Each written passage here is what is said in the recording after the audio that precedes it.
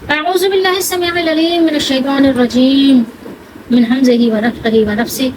بسم الله الرحمن الرحيم. ربي يسر ولا تعسر وتمم بالخير. ربي زدني علما فلا تكن في مرية مما يعبد هؤلاء ما يعبدون إلا كما يعبد آباؤهم من قبل وإنا لموفوهم نصيبهم غير منقوص.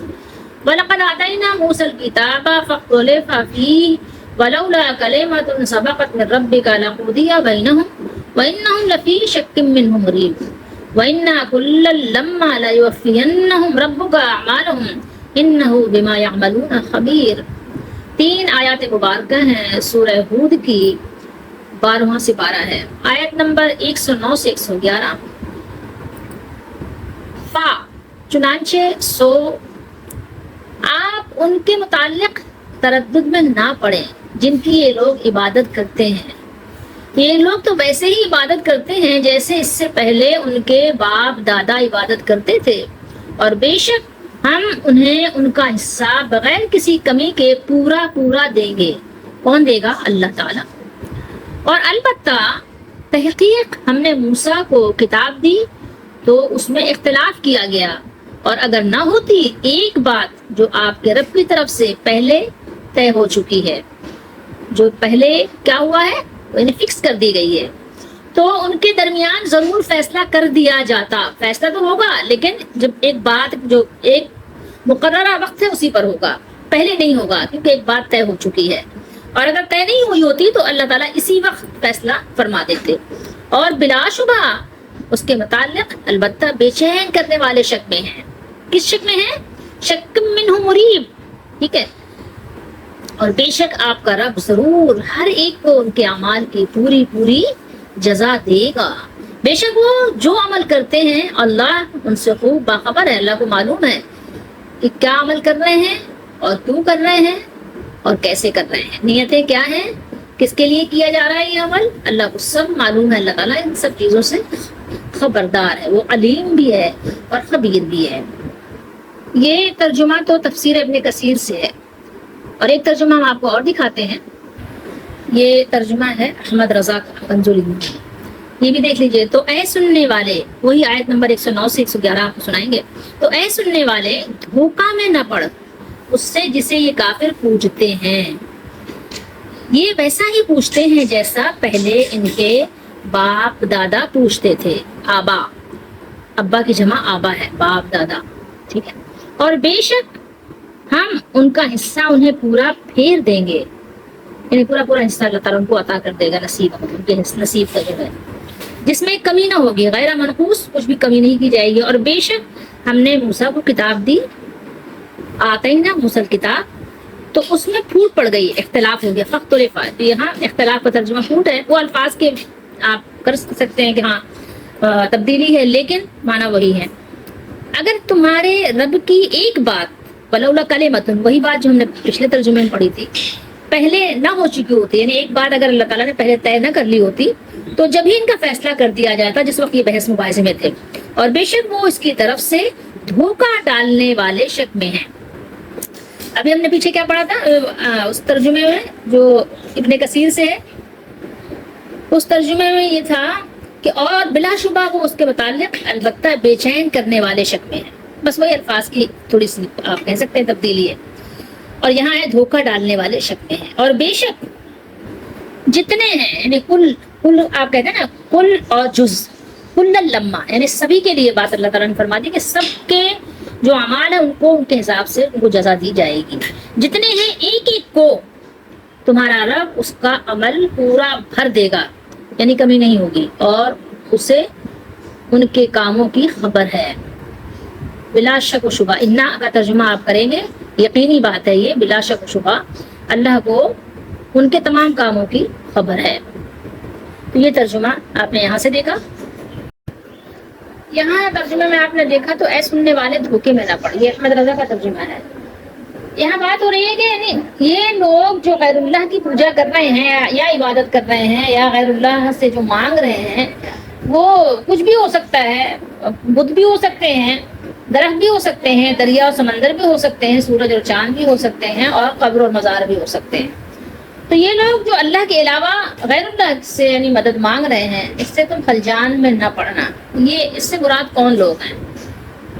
کس کو ہے دھوکا ہو رہا ہے؟ تو قرآن مجید تو رسول اللہ صلی اللہ تعالیٰ علیہ وآلہ وسلم پر نازل ہو رہا ہے، اور سننے والے ظاہر ہے جو بھی پڑھ رہے ہیں جو بھی سن رہے ہیں سبھی اس خطاب سے مخاطب ہیں. تو یہ بات ہم انشاءاللہ بعد میں اس کو کریں گے. لیکن آپ یہ دیکھیں کہ یہاں اللہ نے جو بیان کیا کہ شرک واقعی ایک بہت بری بلا ہے. شرک جو ہے ایک بہت بڑی گمراہی ہے، بہت بڑا وبال ہے. تو یہ لوگ جو غیر اللہ کی پوجا کر رہے ہیں، عبادت کر رہے ہیں، ما یعبدو ہاؤلائے، اس سے آپ تردد میں نہ پڑیں، یعنی ان مشرکین سے، کیونکہ وہ یقیناً باطل، جہالت اور دلالت ہے. یہ انہی بتوں کی عبادت کر رہے ہیں. ہر چیز بت ہے جو اللہ کے علاوہ ہے وہ بت ہے، ٹھیک ہے. اس سے آپ ایک خاص بت کو نہ رکھیں کہ ہاں وہ جو مٹی پتھر کے بت ہیں وہی ہیں، لکڑی کے موم کے جو بت ہیں وہ نہیں. اس سے ہر وہ بت مراد ہے جو غیر اللہ سے امید لگائی گئی ہے، جن کی عبادت کا ان کے آباء و اجداد بھی کیا کرتے تھے. تو یہ اسی سے چمٹے ہوئے ہیں ان جہالتوں کے سلسلے میں. یہ اور وہ کیا ہے؟ بالکل ایک ہیں. ان کے پاس کوئی سند ہے نہیں، بس ان کے پاس سند کیا ہے کہ ان کے آباء و اجداد ان کے راستے پہ چل رہے ہیں، ان کی تقلید ہی ان کے پاس کیا ہے؟ ایک سند ہے، ڈگری ہے. تو لہٰذا اللہ تعالیٰ انہیں اس کی پوری سزا بلکہ ایسا عذاب دے گا کہ اس طرح کا عذاب کسی اور کو نہیں دے گا. اللہ تعالیٰ کے ہاں یہ بات طے ہو چکی ہے. اور اگر ان کی کچھ نیکیاں ہوئیں تو ان کا بدلہ اللہ تعالیٰ آخرت سے پہلے انہیں دنیا ہی میں چکا دے گا، کیونکہ اللہ تعالیٰ کسی کا حصہ رکھتا نہیں ہے. اللہ تعالیٰ بہترین اجر اور اجرت دینے والے ہیں. شرک ایک ایسا وائرس ہے نا کہ جو یعنی آپ کہہ سکتے ہیں کہ جسم کے ہر عضو کو خراب کر دیتا ہے، تمام پارٹس کو خراب کر کے برباد کر دیتا ہے. آپ اس کی مثال دیمک سے لے سکتے ہیں. جیسے دیمک اگر کسی لکڑی میں لگ جائے نا تو بس وہ پھر کیا ہوتا ہے؟ پھر اس کو تباہ کر کے ہی چھوڑتا ہے. اسی طریقے سے شرک ہے. شرک کی معافی اللہ تعالیٰ کے دربار میں کسی بھی صورت میں نہیں ہے. اور شرک کرنے والے یہ سمجھ لیں کہ اللہ کے علاوہ جس سے بھی وہ امید لگائے ہوئے ہیں، جس سے بھی وہ مانگ رہے ہیں، تو وہ اللہ سے امید لگانا ہی اصل میں عبادت ہے. اللہ کے علاوہ کسی اور سے امید لگانا، اللہ سے امید لگانا تو یہ تو ظاہر ہے یہی حق ہے، لیکن اس کے علاوہ کسی سے امید لگانا یہی شرک ہے. سمجھ رہے ہیں آپ بات کو؟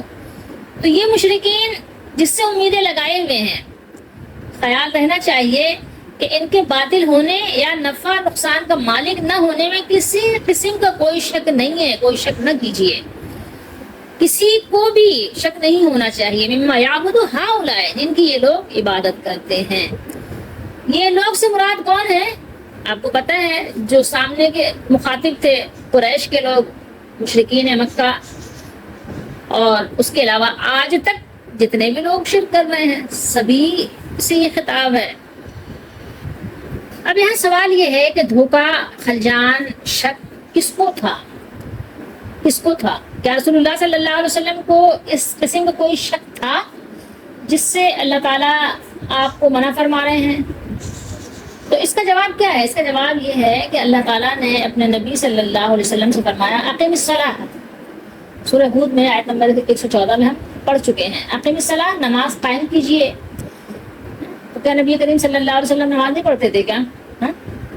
اچھا، اسی طریقے سے اللہ تعالیٰ نے سورہ احزاب میں کیا فرمایا؟ شروع میں فرمایا ایھا النبی اتق اللہ ولا تطع الکافرین والمنافقین. اے نبی صلی اللہ علیہ وسلم اللہ سے ڈریے، اللہ کا تقوی اختیار کیجیے اور کافروں اور منافقوں کی بات نہ مانیے، ان کی اطاعت نہ کیجیے. ولا تطع الکافرین والمنافقین. تو کیا نبی کریم صلی اللہ تعالیٰ علیہ وآلہ وسلم آپ کیا سمجھتے ہیں کہ اللہ سے ڈرتے نہیں تھے، نماز پڑھتے نہیں تھے، اور کیا آپ کفار و منافقین کی بات مانتے تھے، ان کے پیچھے چلتے تھے، ان کی اطاعت کیا کرتے تھے؟ جواب کیا آئے گا؟ نہیں، ہرگز نہیں. سوال ہی پیدا نہیں ہو سکتا. اس قسم کے احکام جن پر نبی کریم صلی اللہ علیہ وسلم اور مخلص اہل ایمان پہلے ہی عمل درآمد کر رہے ہوں، کاربند ہوں، تو نازل کرنے سے یہ احکامات مراد یہ ہے کہ نبی کریم صلی اللہ علیہ وسلم اور پہلے سے عمل کرنے والے ہمیشہ ان پر کاربند رہیں اور استقامت اختیار فرمائیں، اور دوسرے تمام انسان بھی نبی کریم صلی اللہ تعالیٰ علیہ وآلہ وسلم کے واسطے سے اپنے آپ کو مخاطب سمجھ کر ان احکام پر عمل کریں. عمل کریں اور کریں. تو جب نبی صلی اللہ علیہ وسلم کو یہ حکم ہے تو ہماری کیا اوقات ہے کہ ہم اس پر عمل نہ کریں. سمجھ رہے ہیں بات کو؟ ہم عمل سے کسی بھی وقت بے نیاز نہیں ہو سکتے. جب نبی کریم صلی اللہ علیہ وسلم پابندی سے اللہ تعالیٰ کی اطاعت کر رہے ہیں اور عمل کر رہے ہیں تو میں اور آپ کیا چیز ہو سکتے ہیں. یہاں غور کرنے کی بات ہے. جو لوگ نمازیں چھوڑ دیتے ہیں، دین پر عمل کرنا چھوڑ دیتے ہیں اور امید لگائے بیٹھے ہیں کہ بس وہ اللہ کے نبی صلی اللہ علیہ وسلم کی شفاعت سے بس آپ کے برابر میں جا کے بیٹھ جائیں گے، تو ان کو غور و فکر کرنے کی دعوت دی جا رہی ہے. غیر اللہ کی عبادت کیا تھی اور کیا ہو سکتی ہے؟ ابھی اس پہ غور کیا؟ غیر اللہ کی عبادت، غیر اللہ کی پرستش، غیر اللہ کی پوجا. غیر اللہ کی جو پرستش تھی اس کی بنیاد سوائے باپ دادا کی اندھی تقلید کے اور کچھ نہیں. کوئی سند نہیں، کوئی دلیل نہیں. آباء و اجداد کی غیر اللہ کی عبادت کیا تھی؟ وہ لوگ کیا کرتے تھے ان کے آباء و اجداد؟ یہی کہ وہ اپنے بزرگوں جو انہوں نے بزرگ بنایا ہوا تھا یا ان کے بتوں یا قبروں کو مصیبت کے وقت پکارتے تھے، امید لگاتے تھے کہ یہ قبر والے ہمارا کام بنا دیں گے. انہیں اللہ کا بیٹا یا جز یا عین قرار دیتے تھے. یہی سب کچھ اپنی طرف سے انہوں نے بس بکواس کہہ سکتے ہیں کہ انہوں نے کچھ بنا لیا تھا، گھڑ لیا تھا. اسی طرح عبادت میں ان کے نام کی نظر و نیاز مانا کرتے تھے. اللہ کے حصے کے ساتھ جانوروں اور کھیتوں میں ان کا حصہ رکھنا، ان کو اللہ کی صفات مثلاً علم غیب کا مالک، دور سے فریاد سننے اور مدد کرنے والا سمجھنا، سبھی کچھ یعنی شامل ہے ان میں. ہر زمانے کے مشرک ایک ہی طرح کے ہوتے ہیں. بل قالوا مثل ما قال الاولون، سورہ مومنون میں اللہ نے ارشاد فرمایا بلکہ انہوں نے کہا جیسے پہلوں نے کہا تھا، اور ان کے پاس تقلید آبا کے سوا کوئی دلیل نہیں ہوتی. اور پھر اللہ نے یہاں فرمایا وَإِنَّ لَمُوَفُّوهُمْ. وفا آپ اردو میں بولتے ہیں نا، وعدہ وفا کرنا. یعنی وفا کا کیا مطلب ہوتا ہے؟ پورا کرنا نا. وفا یعنی، اور پھر لام بھی ہے اس کے ساتھ، یعنی لازمی طور پر ضروری بات یہ ہے، یقینی بات ہے، جس کا ترجمہ انا کا ترجمہ بے شک کیا ہے کہ اللہ تعالیٰ یعنی ان کو پورا حصہ عطا فرمائیں گے. ان کے حصے میں کچھ بھی کمی نہیں ہوگی. ان کے ساتھ وفا کی جائے گی اور ان کو پورا بدلہ دیا جائے گا، بلا کم اوقات، کم کچھ نہیں کیا جائے گا، غیر منقوص، بغیر کچھ کم کیے، بغیر کسی کمی بیشی کے ان کا حصہ ان کو پورا دیا جائے گا. پھر آگے اللہ نے فرمایا وَلَقَدْ آتَيْنَا مُوسَى الْكِتَابَ. سورہ ہود وہ واحد صورت ہے جس میں ایک ہی رسول علیہ السلام کا ذکر 2 بار ہوا ہے. اس سے پہلے یہ ذکر ہوا ہے کہ موسیٰ علیہ السلام کو حکم دیا گیا تھا کہ فرعون اور اس کے سرداروں کے پاس جائیں، آیات اور سلطان مبین پیش کریں. اور جیسا کہ سورۃ طٰہٰ میں ذکر ہے، اس سے مطالبہ یہ تھا کہ بنی اسرائیل کو عذاب دینا چھوڑ دے، کون؟ فرعون، اور انہیں آزادی دے. ان کو آزادی دے کر میرے ساتھ بھیج دو. کس کے ساتھ؟ موسیٰ علیہ السلام کے ساتھ. اگرچہ اس کے ساتھ توحید اور رسالت کی دعوت بھی تھی، مگر وہ مسلمان ہی نہیں ہوا کہ اس کے لیے مفصل احکام نازل ہوتے. اس وقت تمام احکام زبانی تھے، تورات نازل نہیں ہوئی تھی، اس لیے ساتھ ہی اس کا انجام ذکر کر دیا. یقدم قومہ یوم القیامت فاوردہم النار، سورہ ہود میں آیت نمبر 98 پہ. یعنی وہ قیامت کے دن اپنی قوم کے آگے چلتا ہوا انہیں جہنم میں لے جائے گا، جہنم میں جھونک دے گا. اللہ تعالیٰ نے موسیٰ علیہ السلام کو کتاب دی تو کیا یہ صرف موسیٰ علیہ السلام کے لیے تھی یا پوری قوم کے لیے؟ لازمی بات ہے پوری قوم کے لیے تھی نا. بنی اسرائیل کے سبھی افراد، سارے فرد کے لیے تھی، ایک فرد کے لیے تھی. لیکن انہوں نے پھر کیا کیا؟ اس میں فاختلف فیہ، اختلاف کیا، اس میں سے اختلاف کرنا شروع ہو گیا، اختلاف کیا گیا. سمجھ رہے بات کو؟ اب یہ قرآن ہے، یہ کس پر نازل ہوا ہے؟ رسول اللہ صلی اللہ علیہ وسلم پر نازل ہوا ہے. لیکن کیا ہے اس کے مخاطب؟ کیا صرف رسول اللہ صلی اللہ علیہ وسلم ہے یا میں اور آپ ہیں؟ تمام امت کے لوگ ہیں، تمام انسان اور انسانیت ہے مخاطب. کتاب تو ظاہر اللہ نے سب کو دی ہے نا. تو یہاں جو تورات شریف کے نزول کی بات ہو رہی ہے، وَلَقَدْ آتَيْنَا مُوسَى الْكِتَابَ، کہ ہم نے بنی اسرائیل کو کتاب دی، تورات عطا فرمائی. مگر بات کیا ہوئی موسیٰ علیہ السلام کی زندگی میں، اور اس کے بعد اس میں اختلاف کیا گیا. کسی نے تسلیم کیا، کسی نے انکار کر دیا، کسی نے کچھ احکام مان لیے اور کچھ نہیں مانے. حتیٰ کہ بنی اسرائیل کی غالب اکثریت نے موسیٰ علیہ السلام کے حکم پر ارض مقدس جو شام کی سرزمین تھی اس کے حصول کے لیے جہاد پر نکلنے سے بھی کیا کیا؟ صاف انکار کر دیا اور کہہ دیا کہ آپ جائیے اور آپ کا رب، آپ جا کر لڑو، ہم تو یہیں بیٹھے ہیں۔ سورہ مائدہ میں ہم پڑھ کے آ چکے ہیں۔ پھر موسیٰ علیہ السلام کہ دنیا سے رخصت ہونے کے بعد ان پر بہت سے دور آئے، کبھی غالب رہے کبھی مغلوب رہے، بہت سے دور آئے۔ بہرحال پھر انہوں نے جو اختلاف کیا وہ کچھ لفظوں میں بیان بھی نہیں کیا جا سکتا، ان کے اختلاف کی انتہا ہو گئی، انتہا۔ اللہ نے فرمایا یحرفون الکلم عن مواضعہ، سورہ مائدہ میں آیت نمبر 13 میں ارشاد فرمایا وہ کلام کو اس کی جگہوں سے بدل دیتے تھے، پھیر دیتے تھے۔ اور پھر انہوں نے کیا کیا، اپنے احبار و رہبان، علماء اور درویش کو اللہ تعالیٰ کی کرسی پر بٹھا دیا، ان کی فقہ اور ان کے اقوال و فتاوے کو یہ درجہ دیا کہ وہ حرام کو حلال کہتے تو حلال سمجھ لیتے اور حلال کو حرام کہہ دیتے تو حرام سمجھ لیتے۔ انہوں نے کیا کیا، اتخذوا احبارهم ورهبانهم اربابا من دون اللہ والمسیح ابن مریم، انہوں نے اپنے عالموں اور درویشوں کو اللہ کے سوا رب بنا لیا، مسیح ابن مریم کو بھی۔ ان کے دنیا پرست علماء اللہ کی کتاب لوگوں کو سناتے ہوئے زبانوں کو ایسا پیش دیتے کہ لوگ سمجھے یہ اللہ ہی کی کتاب سنا رہے ہیں، حالانکہ وہ اللہ کی کتاب نہ ہوتی۔ پھر صاف دعویٰ کر دیتے کہ یہ اللہ کی طرف سے شرع کا حکم ہے، شریعت ہے، حالانکہ وہ اللہ کی طرف سے نہ ہوتا۔ اللہ نے فرمایا نا کہ ان سے بڑھ کر ظالم کون جو اللہ کی طرف جھوٹ منسوب کرے۔ وَلَوْلَا كَلِمَةٌ سَبَقَتْ مِن رَّبِّكَ لَقُضِيَ بَيْنَهُمْ، اور اگر آپ کے رب کی طرف سے ایک بات پہلے طے نہ ہو چکی ہوتی تو ان کے درمیان ضرور فیصلہ کر دیا جاتا۔ ان کا فیصلہ کیا کر دیا جاتا کہ ان کو اللہ تعالیٰ عذاب دے دیتے۔ اگر یہ بات پہلے طے نہ ہو چکی ہوتی کہ عذاب کو ایک مدت مقررہ تک کے لیے مؤخر کر دیا جائے گا تو اللہ تعالیٰ ضرور ان کا فیصلہ فرما دیتے۔ اور یہ بھی احتمال ہے کہ اس سے مراد یہ ہو کہ وہ حجت پوری کرنے اور رسولوں کو بھیجنے کے بغیر کسی کو عذاب نہیں دیتے۔ کون؟ اللہ تعالیٰ۔ وَمَا كُنَّا مُعَذِّبِينَ حَتَّى نَبْعَثَ رَسُولًا، سورہ بنی اسرائیل میں فرمایا اور جب تک ہم پیغمبر نہ بھیج لیں عذاب نہیں دیا کرتے۔ اور ایک دوسری آیت میں فرمایا وَلَوْلَا كَلِمَةٌ سَبَقَتْ مِن رَّبِّكَ لَكَانَ لِزَامًا وَأَجَلٌ مُّسَمًّى فَاصْبِرْ عَلَىٰ مَا يَقُولُونَ، اور اگر ایک بات آپ کے رب کی طرف سے پہلے صادر اور جزائے اعمال کے لیے ایک میعاد مقرر نہ ہو چکی ہوتی تو نزول عذاب لازم ہو جاتا۔ لہٰذا جو کچھ یہ بکواس کرتے ہیں آپ اس پر صبر کیجئے۔